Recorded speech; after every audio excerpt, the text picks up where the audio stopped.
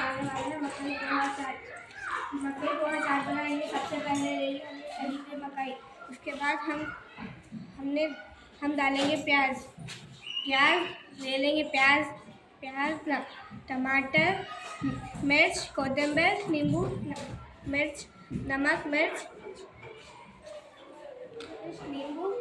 अब हम डालेंगे टमाटर।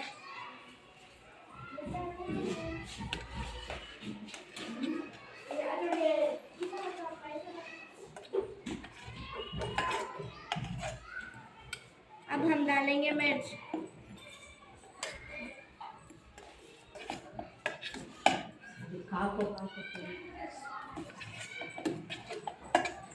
अब हम डालेंगे प्याज।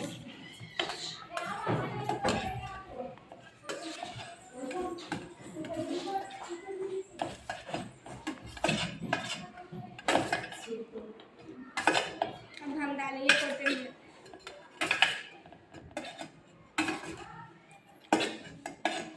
इसको अच्छे से मिक्स कर देंगे। अब हम डालेंगे नमक, मिर्च। अब हम डालेंगे लाल मिर्च। इसको हम अच्छे से मिक्स कर लेंगे। अब डालेंगे हम नींबू।